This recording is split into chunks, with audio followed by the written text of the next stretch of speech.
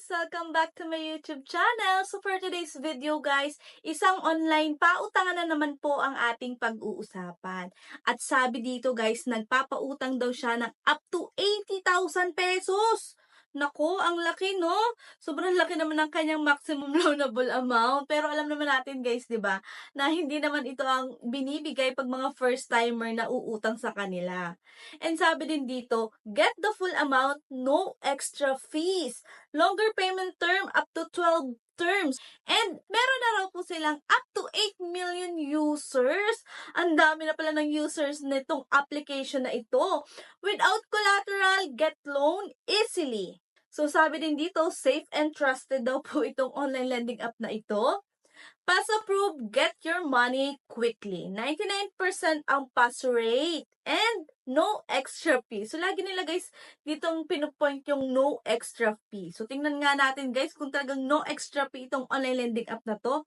At ang online lending application na pag-uusapan natin for today's video ay walang iba kundi si Easy Borrow. So, but before we continue guys, disclaimer lamang po, hindi po tayo agent or promoter ng any online lending application na ating nire-review dito sa ating YouTube channel. So, tayo po is nag-share lang ng ating personal experience kung tayo ba tinuloy ba natin yung ating paglo-loan o hindi, maganda ba yung kanilang offer o hindi. So, yun po yun. Open na po natin si Easy Borrow. So, guys, si Easy Borrow nga pala is under ni Wing of Integrity Lending Corp. So, parehas guys sila ni Benny. Kung hindi nyo pa po napapanood yung ating review kay Benny, so ilalagay ko po sa description box and panoorin nyo po kung ano ba yung ino-offer ni Benny.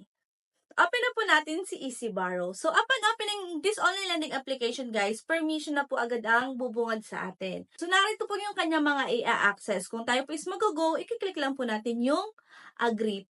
Pero bago kayo mag-download o bago nyo subukan itong si Easy Borrow, panoorin nyo po muna itong ating review para malaman nyo kung magkano ba talaga yung totoong ino-offer dito ni Easy Borrow, magkano ba yung kanyang mga fees na ibinabawas o dinagdag, para makapag-decide kayo kung ito bang si Easy Borrow is worth it utangan o hindi. Para hindi na rin kayo guys magsayang ng inyong oras na magpipill up, and then pagkatapos pala, ganun pala yung mga ino-offer, hindi nyo bet yung kanyang mga ino-offer. At least guys, dito pa lang malalaman nyo na. Kung sa tingin nyo naman is worth it utangan itong si Easy Borrow, edi saka kayo mag-go. Pero kung hindi guys, edi huwag nyo na pong ituloy yung pag-i-install o pagda-download. So yun guys, continue na po natin.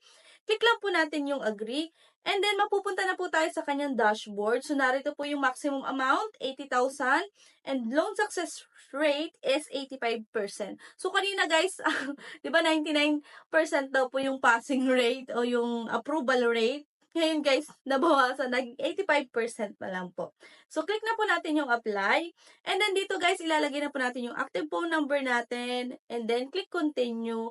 And then, meron po dito magsisendang OTP and then, kailangan po natin dito mag-set ng password. And then, narito na po yung ating mga pipil-upan. So, dito guys, sa una is yung ating personal information. So, gender, birthday, marital status, it's all about your personal information. Pero guys, dito, nanghihingi din si Easy Borrow ng Facebook account. Pero, ang kagandahan naman dito kay Easy Borrow is optional lamang. Pwede nating ilagay, pwede din nating hindi ilagay. Kaya nga, optional lamang po. And then after that guys, click lang po natin yung next and then mapupunta na po tayo dito sa ating mga contact references na ilalagay. So dito po is 5 contact reference po ang kanyang hinihingi. Take note lang guys, yung pong mga ilalagay nyo dito mga contact reference is siguro din yung mga kapamilya nyo para in case na tumawag, diba? And after that guys, narito na po yung start detection. Ito po yung facial recognition. And then, after nun, narito na po yung mga IDs na pwede natin gamitin. So, dito po ang mga available ID, si UMID, si passport, si TIN, si driver's license,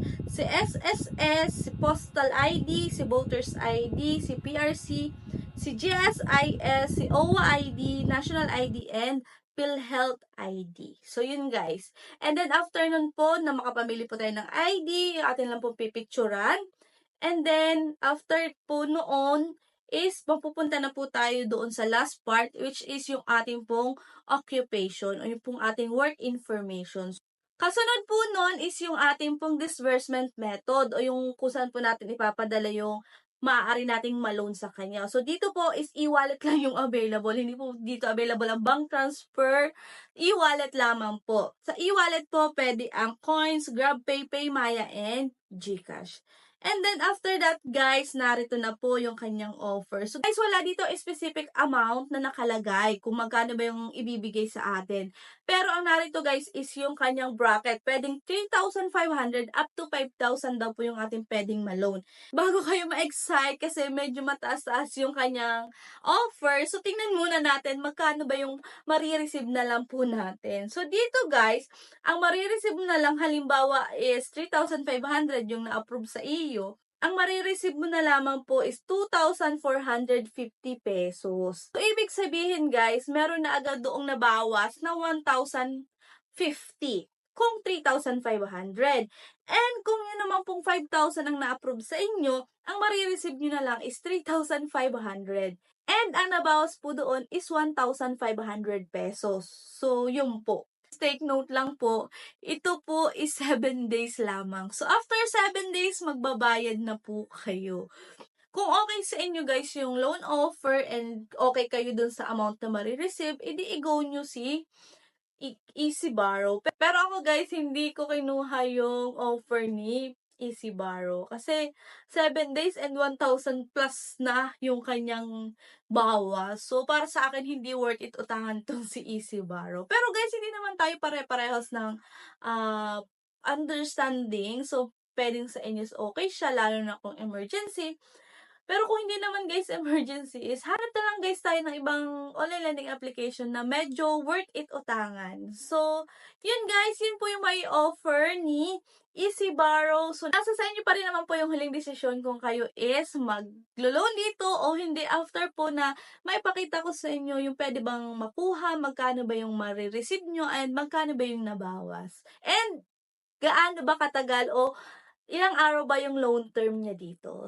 So, yun lang po yung video natin for today. So, see you on my next video. At kung hindi ka pa po nakasubscribe dito sa ating YouTube channel, mag-subscribe ka na po and i-like nyo nitong video natin and mag-comment ka na rin sa comment section. So, bye-bye guys!